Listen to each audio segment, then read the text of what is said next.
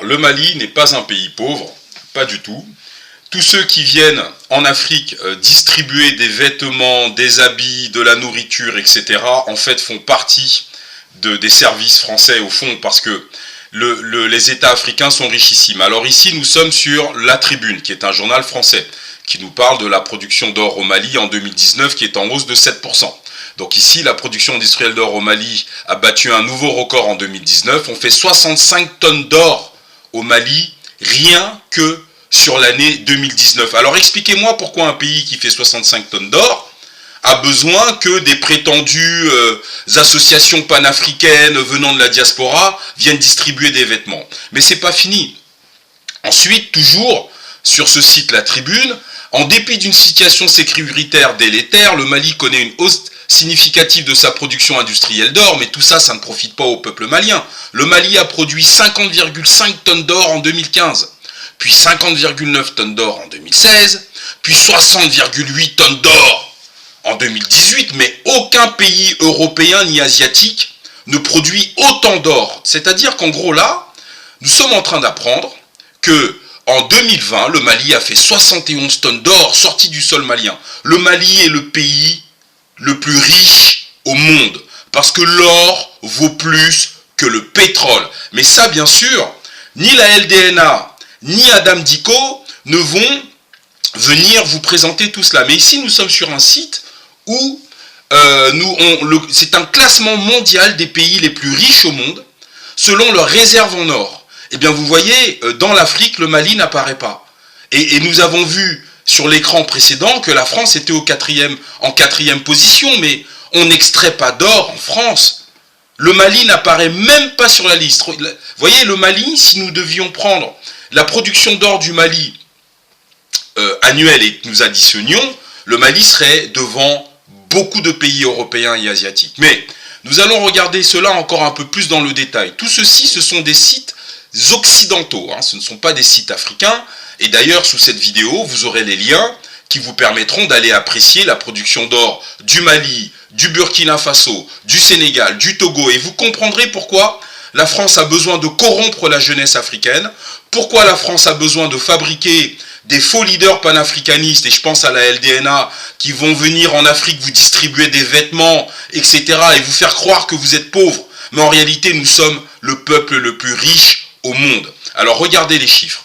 Ici, nous sommes toujours sur le Mali, bien sûr, et nous avons un classement de l'extraction d'or du Mali. En 97, on sort 18 tonnes, en 98, on sort 23 tonnes, en 99, 27, 2000, 28, 2001, 53 tonnes, 2002, 66 tonnes, 2003, 53 tonnes, 2004, 44 tonnes, 2005, 52 tonnes, 2006, 58 tonnes, 2007, 52 tonnes, 2008, 49 tonnes, 2009, 49 tonnes, 2010, 38 tonnes, 2011, 40 tonnes, 2012, 50 tonnes. Ce à quoi il faut ajouter 2013, 2014, 2015, 2016, 2017, 2018, 2019, 2020, 2021. Alors sincèrement, de quelle aide alimentaire ou de quelle pauvreté parlons-nous?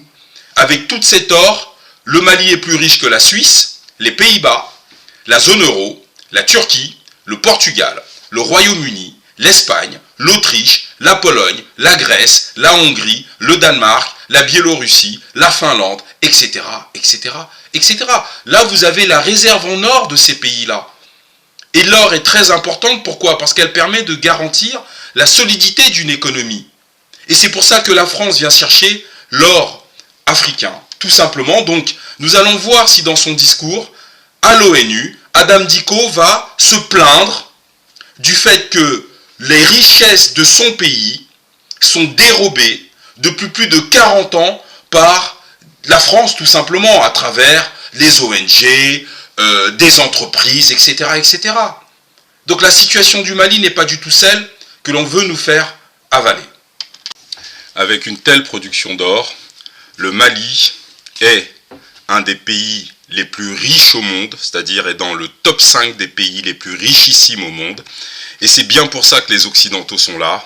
Pétrole, uranium, l'or. Alors, un peuple qui vend son or, c'est comme des parents qui vendent leurs enfants. aucun État dans le monde ne vend son or.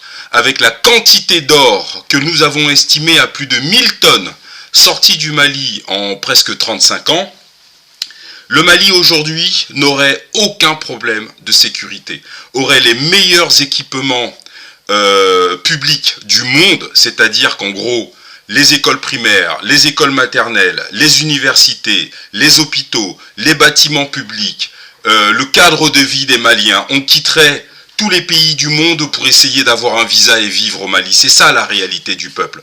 Aujourd'hui, la France impose déjà une monnaie nazie qui est le franc CFA et en plus achète l'or du Mali avec cette fausse monnaie qui n'a de valeur dans aucun autre pays au monde sorti d'Afrique de la zone UMEOA. Le franc CFA ne peut servir de valeur d'échange. Donc, le président malien actuel doit nationaliser tous les puits aurifères du Mali et s'assurer qu'il n'y ait plus aucun gramme d'or qui sorte du Mali et que l'or du Mali appartient aux Maliens. L'or d'Afrique appartient aux Africains. Nous devons prendre les mesures urgentes sur cette question.